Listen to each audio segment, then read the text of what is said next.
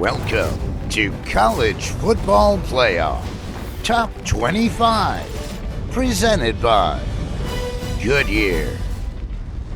Just when you thought the playoff picture was clear, here come the Irish, storming the field and rearranging the order.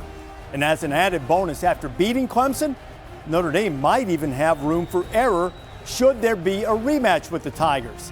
But by then, Clemson figures to be back at full strength.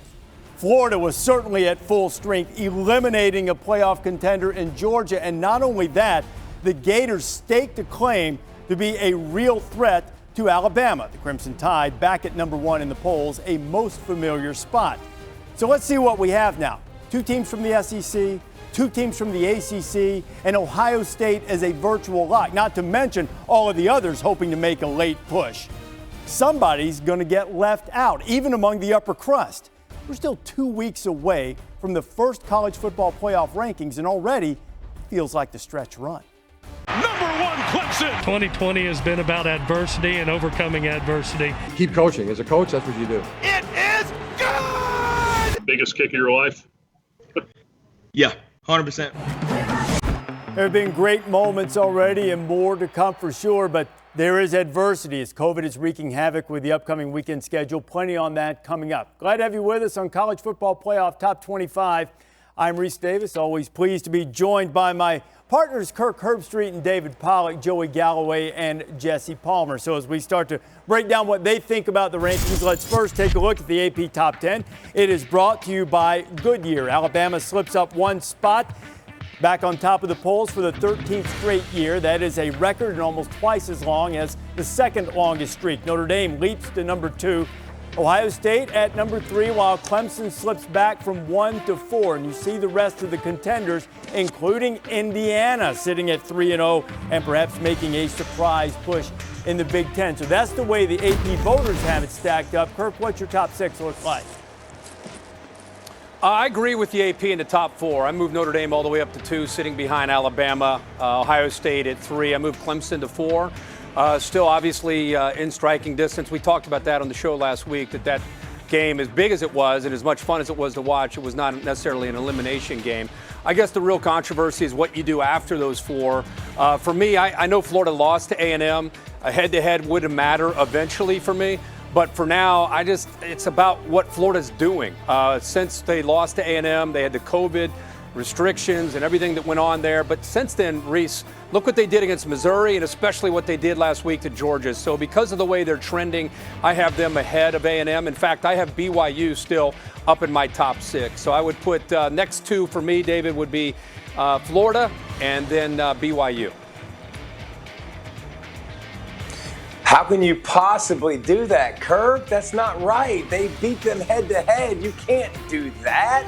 Never. Stop that. I got Bama 1, Notre Dame 2, Ohio State 3. I got Clemson at number 4 now. At 5, by the way, I got A&M, and at 6, I actually went a little bit different. I got BYU at 6. Continue to be impressed with what they do. By the way, not just physical, but the quarterback. I mean, that offense I think I like against just about anybody in the country. So I got BYU at 6, Jesse. That's my top 6.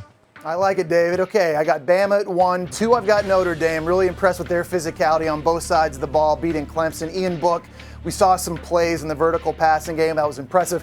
When I watch Ohio State throw the ball, it looks like routes against air. It looks like there's no pass rush. There's nobody covering. Justin Fields just doesn't miss. Cheating. Clemson's a banged-up team on both sides of the ball. They need this bye week. They need to get healthy. I kept them at 4. Texas A&M, I've got number 5, guys. Of course, they beat the Gators, just beat South Carolina 48-3. That's impressive. Kellen Mond continues to play good football, and I got the Gators at 6. The win against Georgia was big. I think Kyle Trask, Joey, is playing his way into New York City to be considered a finalist for the Heisman Trophy, and their defense continues to trend, these last 2 games at least, in the right direction. They're getting better. So my top 6 looks the same, essentially, as the AP top 6. Yeah, I think when you look at the top 4, I'm going to skip right past that. I think the only difference that might be there for any of us is I have Ohio State at number 2 and then Notre Dame at number 3. But again, those are interchangeable. I'm going straight to number 5. I like the Cincinnati Bearcats and what they're doing. I like the way they run the football. They're a physical football team. Desmond Ritter's playing better at quarterback, which I think also makes them a different football team. Hey, look, I don't think Desmond Ridder is a Trevor Lawrence or a Justin Fields, but what he does in that offense, his ability to make plays with his feet, as well as the way he's throwing the ball now, I think that he makes a difference for them.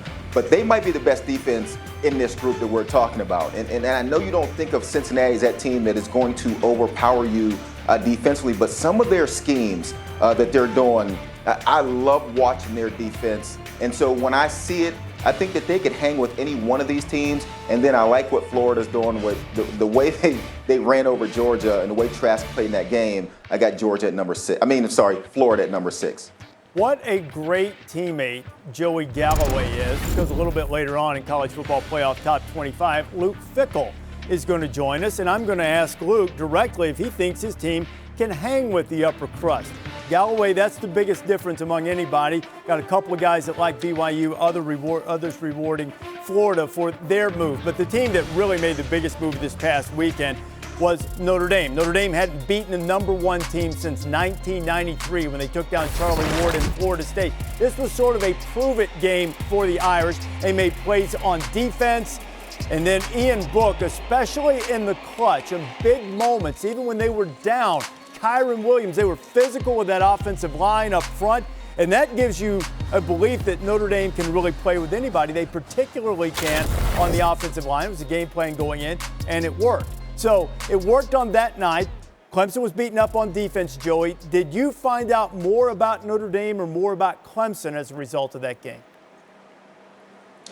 Find out more about Notre Dame. I really, as I've watched film of Notre Dame and their offense and their ability to run the ball, and I know how good their offensive line is, but I think the step that Ian Book took on Saturday, his ability to go downfield with the football and take those shots, that was the only thing that offense was lacking. We knew they had to run it. We knew Ian Book could run the ball. But he was also a check-down quarterback. He was taking underneath throws. When you watch film, the deeper throws were available. He just wasn't taking them. On this night, for some reason, I don't know why, maybe it was the stage, maybe it was the team they were playing against, he decided he was going to take those shots. And in the biggest moments, especially on third downs, he was willing to go downfield and make some incredible throws. And if he's willing to do that moving forward, then Notre Dame's offense becomes just as explosive as a Clemson, an Alabama, or an Ohio State. So I learned much more about Notre Dame and definitely about Ian Book. Yeah, I did too, Joey. I think Notre Dame's a legit college football playoff contender. I was blown away by how physically dominant they were against Clemson on both sides of the ball. You mentioned it. We know they can run, they can play defense. And I think it's one thing to do that against the schedule they had played up until that point, but to do that against an elite opponent like Clemson, to me, was special. They ran for over 200 yards against a defense that hadn't allowed that to happen in 51 straight games. Their O-line, tight ends, and running backs protected Brent Venables' blitzing schemes better than I've ever seen anybody do. It was remarkable. They gave Ian Book a shot. Defensively, to hold Travis Etienne to 28 yards rushing, essentially making that offense one-dimensional, was remarkable. And Joey, you mentioned Ian Book. Remember, he kind of had some struggles early in the game. He had a touchdown pass dropped, fumbled in the end zone, Kirk, and then to come back, fight through that adversity, looked so good in the 2-minute drill and so good in overtime. I was really impressed. I think the physicality, Kirk, of this team gives them a real shot. If they win out and they go in the ACC title game and play Clemson, even with Trevor Lawrence, I think they have a chance because of how physical they are. You know, we watched Notre Dame play last year in Athens. That was the game that I think, and Pollack and I talked about that. It was athletically. They played with Georgia. They didn't win the game, but they played in a big-time atmosphere, and it wasn't a game where you thought, boy, Notre Dame's got a long way to go to be able to hang with a team like Georgia. They were right there. And so I think a game like that, even though Notre Dame doesn't want to ever say that, you know, hey, we were able to lose a game and gain confidence, but I think maybe they did. So I think they came into this game from the very first drive, they looked mad. They just looked like they were playing with a chip on their shoulder. They were tired of being laughed at, tired of being said they can't win these kind of games. And this group of seniors, the offensive line, when you have an offensive line that can kind of dictate tempo and dictate the personality of a team, I think everybody else can feed off of that. And they hit that big run early in the game, and I think it gave them confidence. And I think, I'm not going to make excuses for Clemson because I really hope these two teams keep winning. I hope Clemson gets healthy.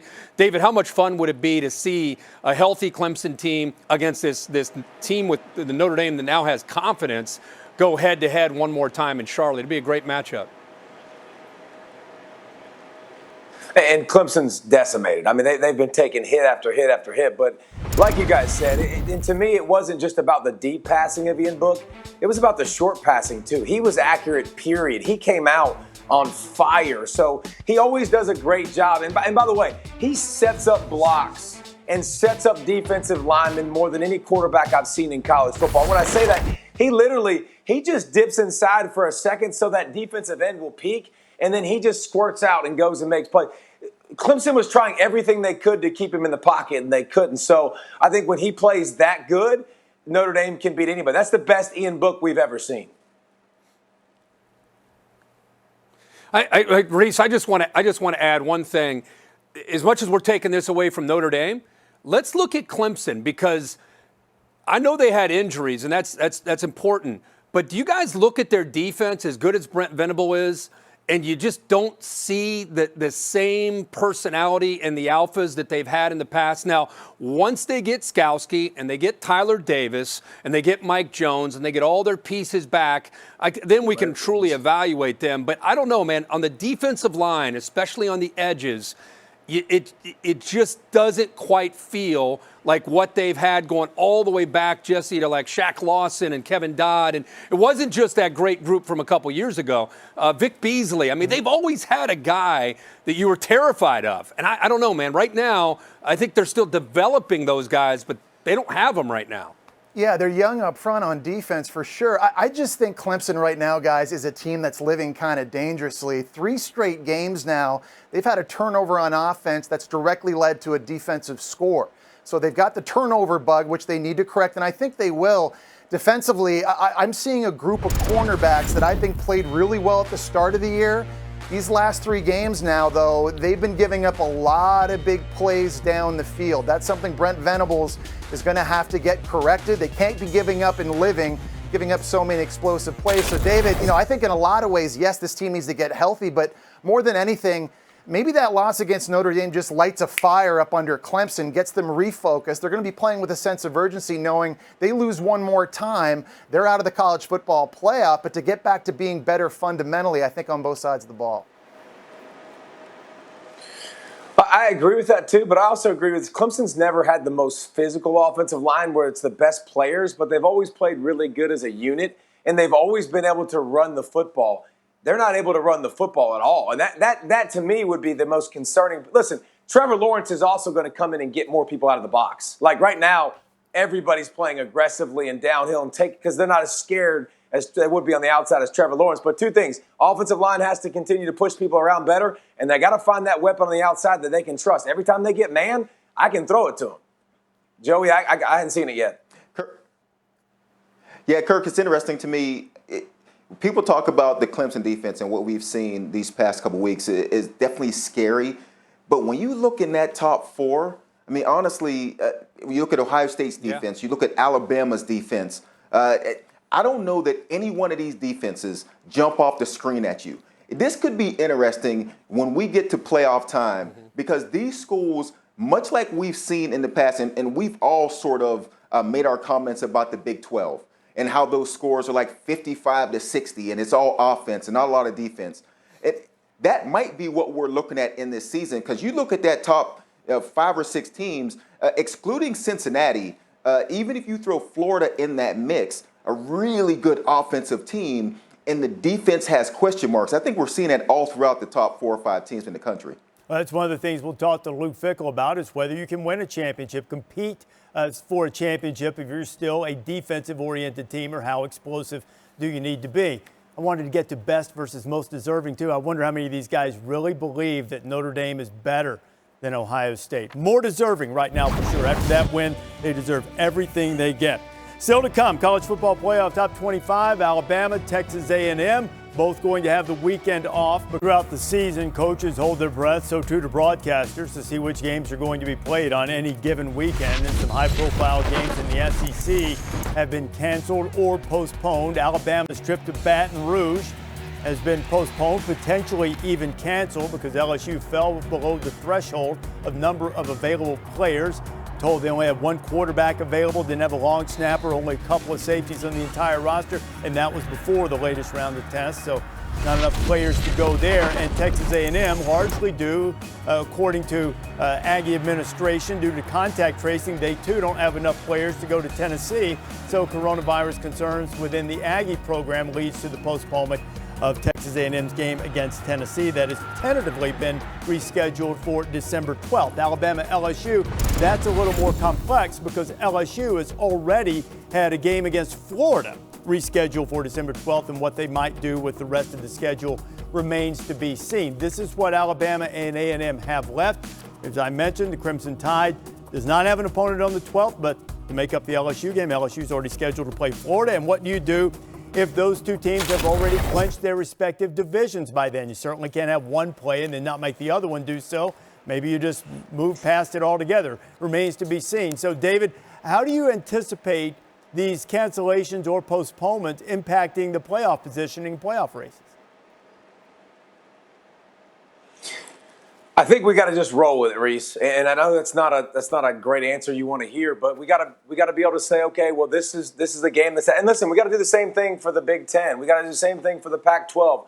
We got to. If something gets canceled, we just have to take the body of work that we have, measure it against what we've seen with other teams, and try to make the most informed decision. I don't think there's a number. To me, Reese, I don't see a magic number that somebody has to hit, that somebody has to show us. A lot of these teams have shown me enough to I know where they are, but I would like to see it more consistently and throughout every single week, Jesse. But there isn't a magic number for me, but I do want to see if teams are missed, and I want to see them made up. And by the way, I'm okay if we bump the schedule back a little bit or we find a way to try to make that work. But there is no magic number for me, Jesse, that I have to hit in my head.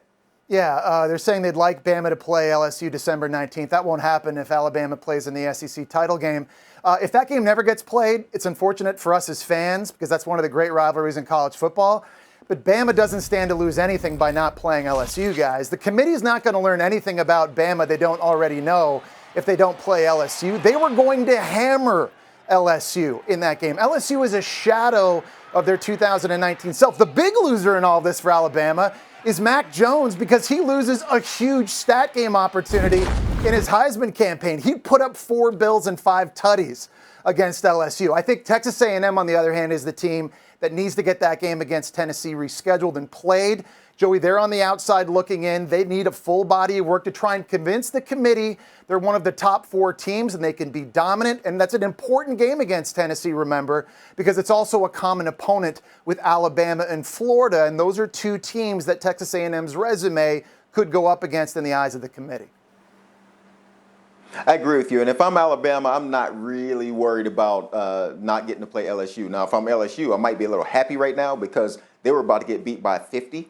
I agree, though. It is Texas A&M as the team that's like, we need this game. We need to make a statement. We need to get in front of as many people as we can because at the end of the day, if Alabama goes to the SEC championship game, Texas A&M has to be waving their hand saying, hey, guys, our resume is good. We look really good. We got a big win against Florida. Keep us in mind. And I think the best way to keep a team in mind is if they can get as many games as they can. So if I'm Texas A&M, I'm really upset. If I'm Alabama, I'm thinking, man, move on. What's next? And let's see how the rest of the season plays out. Yeah, I think we're seeing the same thing. I don't think this impacts Alabama whatsoever. With Texas A&M, if they lose this game and you play out that they win the rest of their games and they're sitting there with 1 loss, and you start to compare who they could maybe come head-to-head with and try to have an argument. If they come into an argument with Florida, if Florida were to win out, including a win over Alabama, I don't care that they won head-to-head. If Florida beats Alabama in the SEC championship, Florida's going ahead of A&M.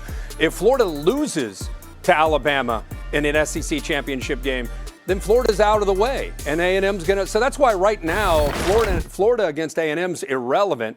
It's really Florida eventually is going to work itself out. Florida's either going to beat Alabama and trump everybody by beating Bama, or they're going to be gone because they're going to have another loss, and A&M would be ahead of them whether they play Tennessee or not, David. See, and here's what I want to see down the stretch. Like, I want to see, if I'm comparing Florida and A&M, and I know A&M beat him, by the way, and I know they beat him at home. They barely beat him. By the way, Dan Mullen complained about the crowd because the crowd did make a little bit of a difference. I want to see how these two teams close. I want to see how Texas A&M's defense closes. If Kellen Mond continues to grow and be on fire because he's been playing so good. If Florida's defense doesn't get better to me, yeah, Florida can go win a shootout with Alabama. They can go do that, and their defense continues to get carved up, and A&M continues to improve and get better. Why can't I say that A&M's a team that could go in over Florida? So I think, to me, I want to see how all these teams finish. I don't have my mind made up on any of that stuff. If A&M can fix deficiencies, if Florida can fix deficiencies and continue to grow and get better, then maybe we change our opinion. But it's got to be what they do on the field and what we see. So if Florida beats Alabama in the SEC championship to be the SEC champ, you would still say that A&M, because they beat Florida, would be more deserving of going ahead of the SEC champ? See, you just used the word more deserving. I'm going to say is Texas A&M better? Oh no, no. I'm saying you. Listen, Kirk. You think A&M would be better because they beat them head to head? I know exactly what you're getting at, and I agree. Here's what I'm saying. If Florida balls out and their defense gets better, if Florida gets some breaks and takes care of Alabama, you absolutely have to add that to the equation. But don't act like we can't consider head-to-head meaning something. Don't act like that wasn't part of the committee's criteria, too. So they said they would look at that as part of it, too. Yeah, so I think – I just don't I don't dismiss it. I think we all go, if Florida does this, they take care of business. Last thing. If they're the champion, they're going in. You got one more, Kirk. One more. Quick. Last thing. So they got four things. You know, it's not like they weigh more heavily. Well, they beat them head-to-head.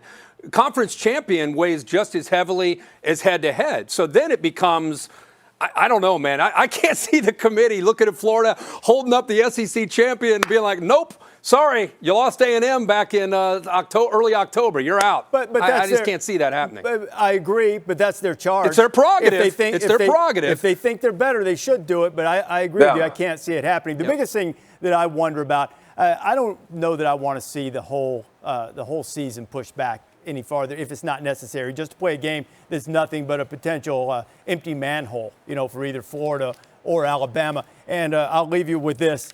David, it's not just Dan Mullen who's been complaining about the Texas A&M crowd, by the way, but that's a different story for a different show on a different day, perhaps. College football playoff top 25. There's more than one. Buckeyes' biggest test on ABC. And Michigan struggles. Maybe you've forgotten about Wisconsin. They looked great in the opener. Had the last two games canceled due to COVID. Michigan, Penn State, Iowa, Minnesota, all ranked in the preseason poll. None ranked now. Combined 3-9, and Penn State is looking for its first win after getting routed by Maryland Saturday. Meanwhile, Indiana, Purdue, Northwestern, unranked in the preseason poll, and they are perfect so far, combined 8-0. Hoosiers just got a win over Michigan. They're in the top 10 for the first time since 1969, but of course everyone looking up at Ohio State. Buckeyes ranked third right now. The All-State playoff predictor gives them a 74% chance to reach the college football playoff. I think that's a little low. What's the biggest obstacle in Ohio State's way, Kirk? I think just continuing to improve. The way they played against Nebraska and Rutgers, I'm sure kept Ryan Day up. I know they won. The numbers look great, but if you really watch the film, there's plenty to want to work on. The game that we did at State College, everything looked great. Everything looked right. They played with intensity on the front seven, and it helped the secondary out. Justin Fields is Justin Fields, right? We know what he's going to do. We know what his group of receivers is going to do. But if you watch that Rutgers game closely, if you compare them to previous teams that Ohio State has had, which is, when you're looking at Ohio State, just like when you look at Clemson or Alabama, that's what you do.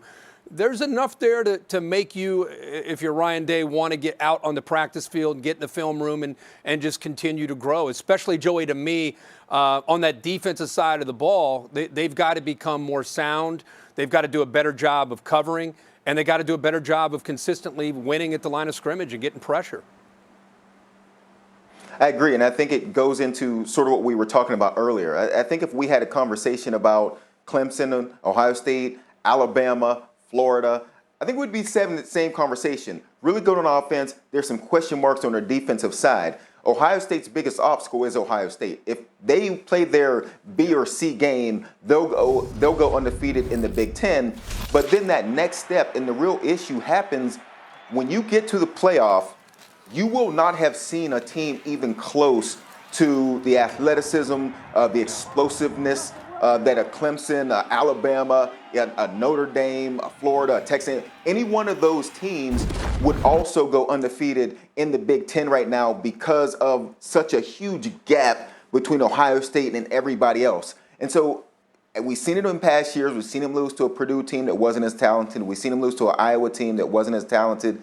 So, Jesse, in my mind, when I look at it, their only obstacle is themselves. If they can keep playing their B game, they'll go undefeated in the Big Ten. Yeah, Joey, it's tough to look at their schedule and say, okay, who here can beat Ohio State because of all the talent that you guys are talking about. Wisconsin maybe could get him in the Big Ten title game. I'm just not sure Wisconsin's going to play 6 games to qualify for that. So I guess I look at Indiana because I agree. I mean, no one's going to stop Justin Fields and that offense from scoring. Someone's got to score with them. I also agree that their pass defense has been spotty at times in the back end coverage with a lack of pass rush. Indiana has skill at wide receiver and tight end. Whop Phillier, Freifogel, Ty Freifogel outside. These guys can win one-on-one. They can win contested 50-50 balls. They're explosive. Peyton Hendershot at tight end is another weapon. And the scheme is a little bit similar to what UCF does, where they really spread you out. They get those receivers outside the numbers and the hashes, and they try to create space for their playmakers to attack. Michael Penix Jr. has been doing a good job finding those guys. So I think because of personnel and scheme, when I look at the schedule, David, I know they're going to play Indiana. At least I think they are if COVID cooperates. That to me really is the only team that I think has a legit shot on the field at beating Ohio State. So we're all reaching because we understand the talent gap between Ohio State and everybody else is so huge, it's ridiculous. I'm not kidding when I say this. I'm really interested to watch him play Maryland this week because Maryland can score. I love what I've seen from Tagovailoa. He's been awesome, and not to his little brother. I mean, he's been really, really good. I think this offense can be very, very explosive, and maybe it goes tick for tack. But you're right. If we want to go all the way across the Big Ten, who can score points? Who can score a lot of points? Who's the explosive offense to point to? There isn't one, and you have to be able to score because it doesn't matter how great your defense is. Justin Field is gonna get his. So I think Maryland's explosive. I think they can score points. So they're one of the best 2 or 3 options. That's the Big Ten that we're in right now. By the way, everybody always says you never improve more than from week 1 to week 2. Has anybody improved more than Maryland? They got beat by 1,000 by Northwestern in their first week, and all of a sudden they're scoring 40 behind Taulia Tagovailoa. All right, the Pac-12 got underway last week for the first time. Had a couple of really intriguing, entertaining games, most notably this USC-Arizona State game where SC got a couple bounces. They were down 13 in the fourth quarter, recovered an onside kick, and it went down, and Keaton Slovis threw another touchdown pass, love the Drake, 28-27 as the Trojans escaped against an Arizona State team that really outplayed them for most of the day. Stanford and Oregon, Kirk saw this up close and personal. Oregon looked pretty strong. Tyler Shuck had a solid game at quarterback, rushed for nearly 100 yards, threw for over 200, looked to fit the mold of those explosive, dynamic Oregon quarterbacks, and Stanford has plenty of work to do. So you see a couple of teams, SC, Oregon, both favorites in the conference. David, Pac-12 help or hurt its playoff chances at all from week 1 in your eyes?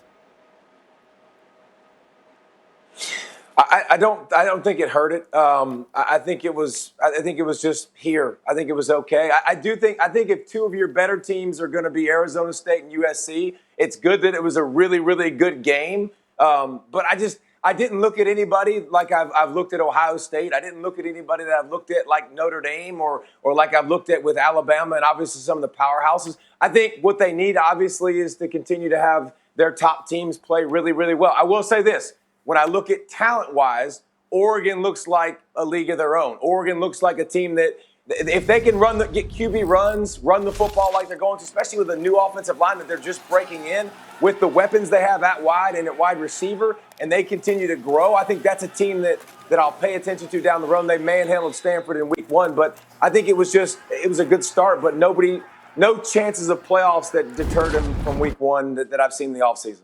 Yeah, it's hard to evaluate because everyone's only played one game, so we don't really have a lot of perspective. We don't know how good Stanford is, how good Arizona State is just yet, so it's hard to know how impressive those wins were by Oregon and USC. You know, to me, I still have a lot of questions for both of those teams. For Oregon, you know, Tyler Shuck throwing the football, still some question marks there. Their defense was up and down against the run of Stanford. Their corners gave up some big throws down the field to some really big receivers.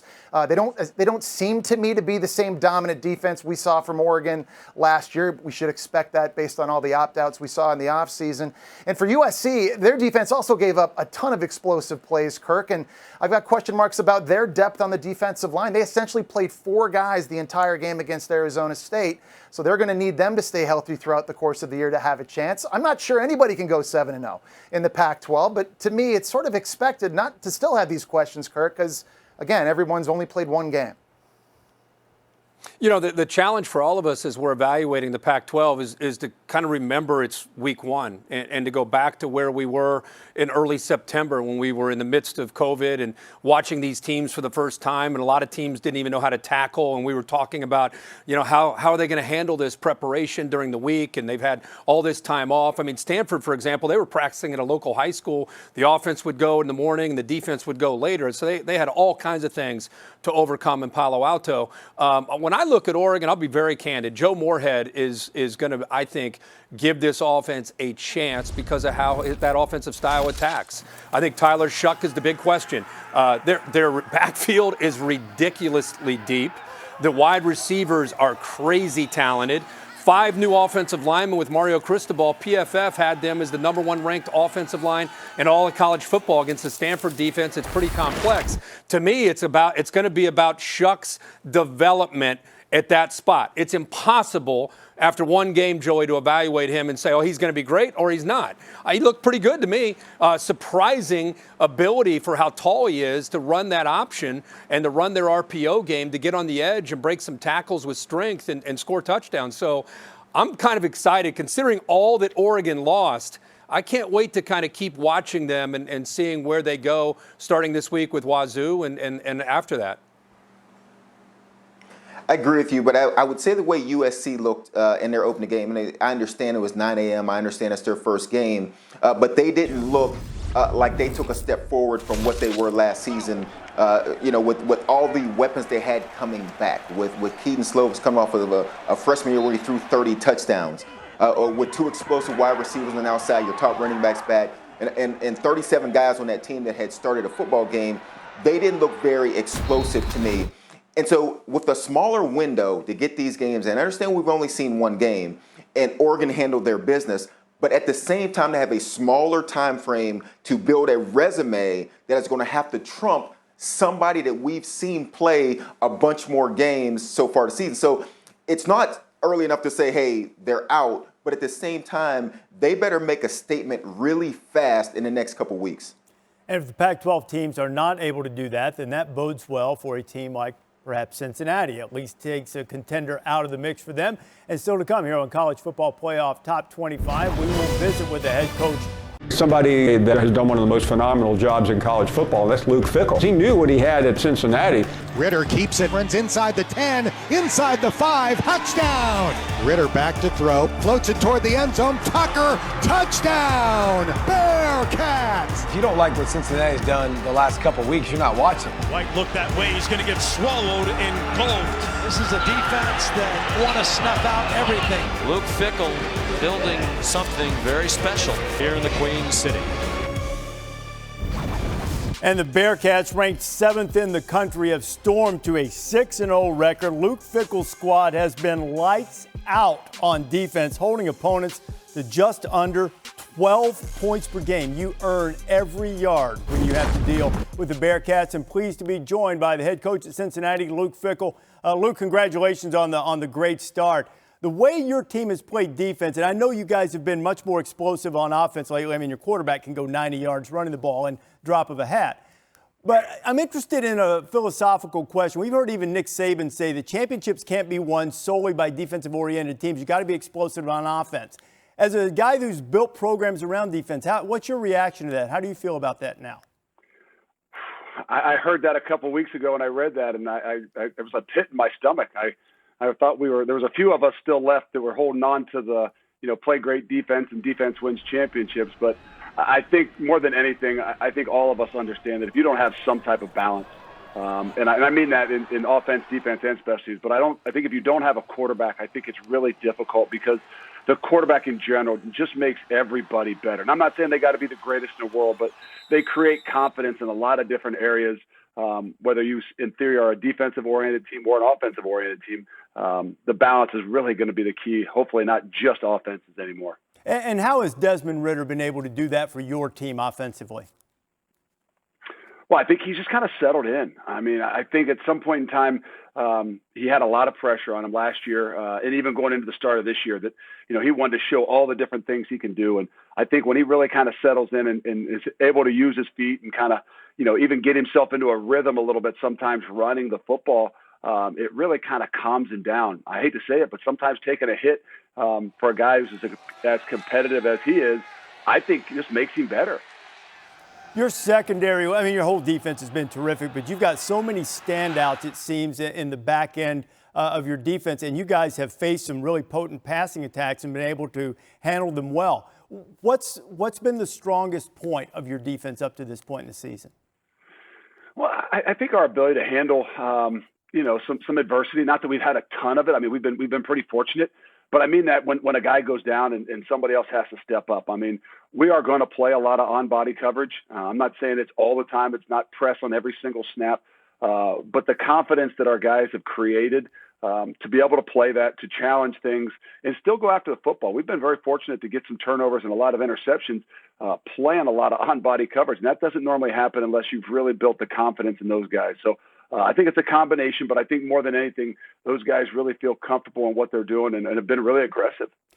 You guys have dealt with some disruptions, as it seems like virtually everybody in college football has, as it pertains to the coronavirus. At this point in the season, what is your concern? What is that like, week to week, day to day, wondering how that might impact your team?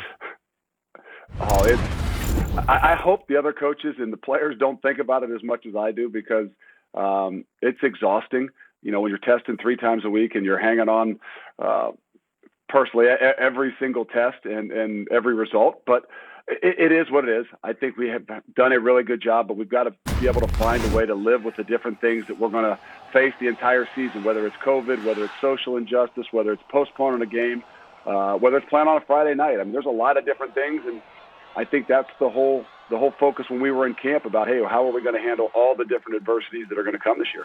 And a game on Friday the 13th coming up against East Carolina this week. Still a couple of weeks away, Luke, from the first college football playoff rankings being released. How should your team be evaluated? Strength of schedule probably is not going to match up with some, although the remaining strength of schedule compares pretty favorably to some perceived as the upper crust. How should the committee evaluate your team? Well, I always believe it's going to be wins and losses. I mean, that's pretty simple. But I really think it's going to come down to how you're playing at the end of the year. I mean, in all that we've seen throughout this entire season, but in general, the past 2 seasons, they're going to find the teams that are playing best at the end of the year. And obviously for us, that means you got to keep winning. But for a lot of teams outside of, the Clemsons of the world, I mean, if you're playing your best football at the end of the year, I think everybody knows you're going to have some type of shot. And that's all you can ask for. Is to continue to find a way to, no matter what, through all the adversities, through injuries, through COVID, if you're playing your best football at the end of the year, I think they'll give somebody like us a shot. How do you think your team stacks up against teams perceived to be in the upper crust, teams from the SEC, ACC, Big Ten, whatever it might be?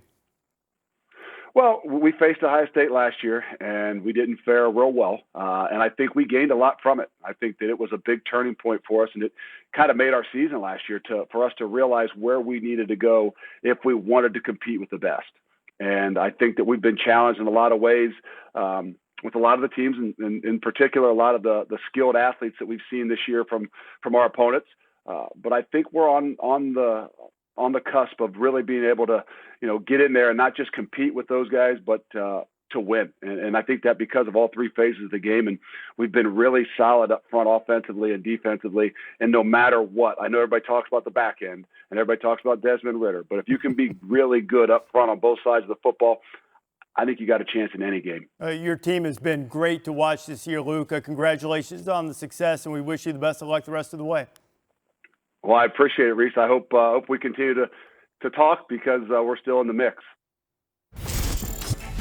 The All-State playoff predictor says that Cincinnati is still in the mix, 10% chance of making it. It's a little bit behind BYU, but BYU's remaining schedule ranks 121st. They just have the Lions of North Alabama and San Diego State left on their schedule, standing between them and perfection. Isaiah, team for the week.